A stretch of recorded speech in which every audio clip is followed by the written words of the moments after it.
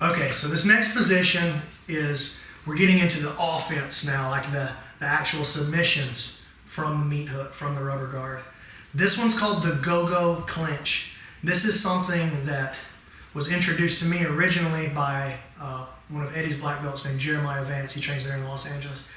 Maybe one of the baddest rubber guard players on earth, and a really nice guy too. So make sure you follow him on social media. I want to give full credit to him for this because he's the one that actually showed me the closing detail. We were doing some really similar stuff, but the one detail is what makes it go. So he's trying to pull away from me a little bit. Yes. I'm going to now clear his head. I can do that one of two ways, right? We can fire and flip, where we go boom and boom, or we can shenane, boom. For the Gogo Clinch, the preferred method is the fire and flip, okay? So I'm going to go catch his head. Like, I want him to run a little bit so he opens this space here between us. But I don't want him to run away so that I have to do an omoplata. I don't want him to do an omoplata. That's his way out. He's going to roll, or he's going to posture up and pull out. So I got to hold on to this fold. So as he pulls away, look, I fire and flip. And when I fire and flip, look where my leg lands. Right here.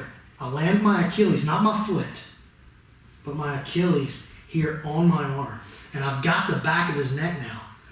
The other hand is going to come around my knee. Please notice I am all the way on my side here, right? I am not on my back at all. This is going to be very, very, very flexibility oriented, right? Once my hands come here, I'm putting a gable grip together. And this is the part that Jeremiah showed me that really changed it for me. Because I was just getting in here and trying to S-grip it and hold on to it. And I was getting a lot of taps there, but they weren't efficient. I could feel that the efficiency was missing. So when I go fire and flip now, my hand stays in this same position. Turn this way just a bit, right there. My hand stays here until I get around my knee, and I flip this way. So that now my radius bone on this side is pressing into the carotid artery on this side of his neck. The gable grip goes together around the knee, right? And my objective is to take my elbow and close it down. And that's what creates the choke. So it's the radius bone on this side and my shin bone on this side, and we're closing that space and slicing his head off. It's a very, very efficient choke. Fire and flip, lands here, around gable grip. 3-finger grip if you want, that's okay too. And I close this elbow. If he doesn't tap, he might decide, you know what, I'm going to take this hand, I'm going to press on his foot, and I'm going to square up on this dude.